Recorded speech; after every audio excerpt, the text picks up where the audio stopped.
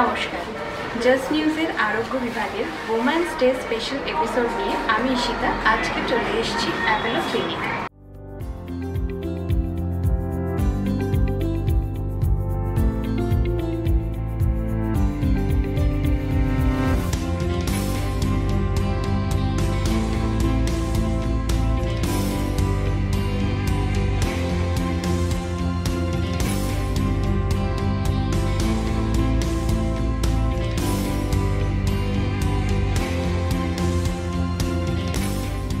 আজকাল নারীদের working stress আর বিভিন্ন রকম অনিয়মিত জীবনযাপনের কারণে বিভিন্ন রকমের শারীরিক সমস্যা দেখা যাচ্ছে।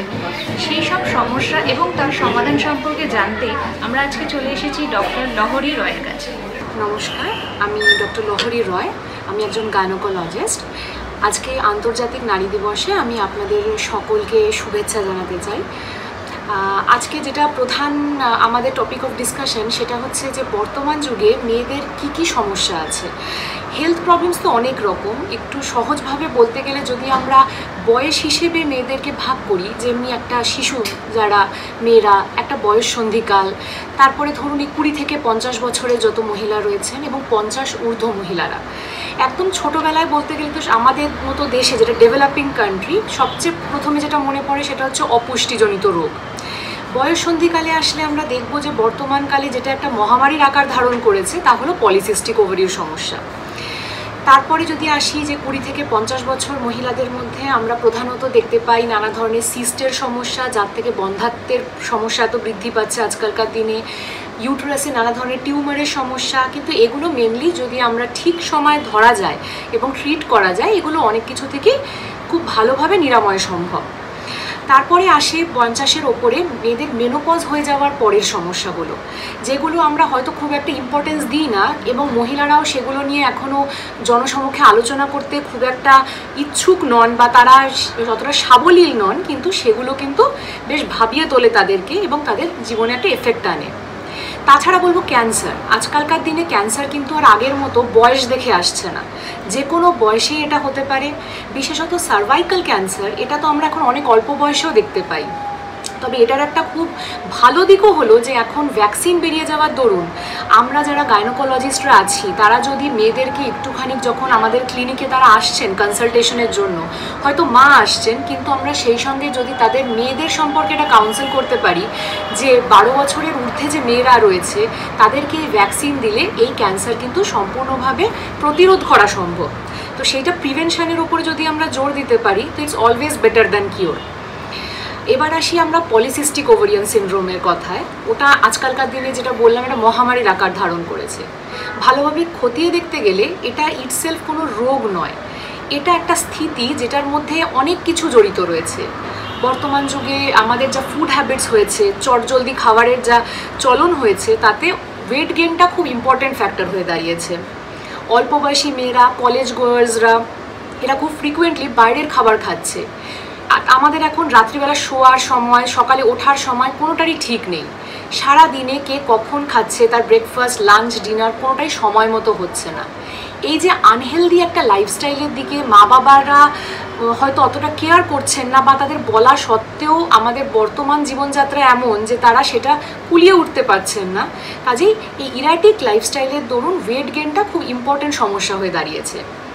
ওজনটা যে শুধুমাত্র একটা মানুষের শারীরিক সৌন্দর্যকে এদিক ওদিক করে সেটা নয়, এটা বেশি ইম্পর্টেন্ট হচ্ছে তার হেলথের জন্য। যেমনি পলিসিস্টিক ওভারিতে যত ওজন বাড়বে তত সমস্যাগুলো বাড়তে থাকবে।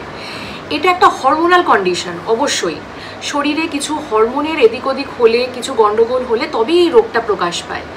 একটা মেয়ে কী করে বুঝবে তার পলিসিস্টিক ওভারি হয়েছে? 1 নম্বর, এটা কতগুলো সিমটমসের সমষ্টি। নাম্বার 1, তার মাসিক যেটা ঋতুচক্র যেটা সেইটা দেখবে সে পিছিয়ে যাচ্ছে বা ইরেগুলার হচ্ছে, 1 নম্বর। 2 নম্বর হচ্ছে অযাচিতভাবে হেয়ার গ্রোথ হচ্ছে, যেটা আমরা ডাক্তারি টার্মে হার্সুটিজম বলে থাকি। অত্যাধিক ব্রণর গ্রোথ হচ্ছে, ঠিক আছে, যেটা আমরা অ্যাকনি বলে থাকি। এবং ব্লাড টেস্ট করলে বা আলট্রাসোনোগ্রাফি করলে আমরা দেখতে পাবো যে ছোট ছোট কিছু মটরদানার মতো সিস্ট তৈরি হচ্ছে ওভারির চারপাশে, যেগুলোর জন্য এই ডিজিজটার নামই হচ্ছে পলিসিস্টিক ওভারিয়ান ডিজিজ। সবার প্রথমে ভাবা উচিত যে এটা কোনো রোগ নয়, কাজেই এটা সম্পূর্ণ নিরাময় কখনো সম্ভবপর নয়। কিন্তু আমরা যদি একটু সচেতন হই, একটু কিছু নিয়মকানুন মেনে চলি, তাহলে এটা অনেকটাই ট্রিটেবল।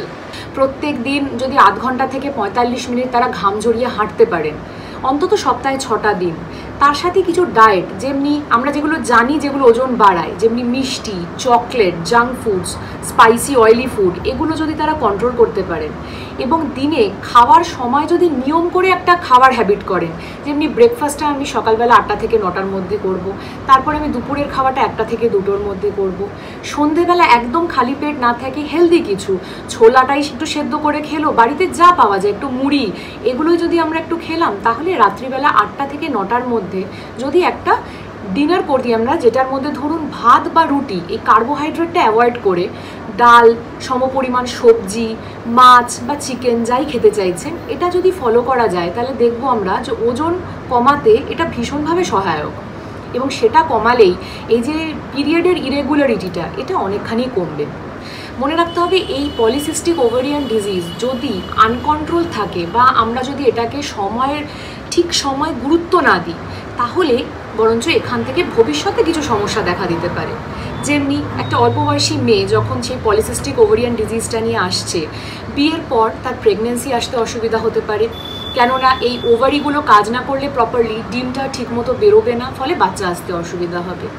দ্বিতীয়ত, তার তাড়াতাড়ি সুগার বা হার্টের অসুখ হওয়ার সম্ভাবনা থাকে, যেটা সময়ের থেকে বেশ খানিকটা আগে।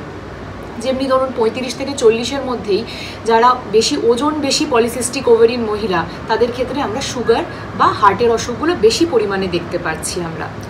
এবং আরেকটা জিনিসও বলার মতো, যে যদি কোনো মায়েরা বা মেয়েরা খেয়াল করেন যে তাদের মাসিকটা বছরে 3 থেকে 4 বারের কম হচ্ছে, অবশ্যই সেটা ফেলে না রেখে ডাক্তারের সাথে যোগাযোগ করুন, কেননা সেখানে ইমিডিয়েট ট্রিটমেন্ট প্রয়োজন, যাতে জরায়ুর ভেতরের অংশটা পুরু হয়ে ক্যান্সারের দিকে না এগোয়।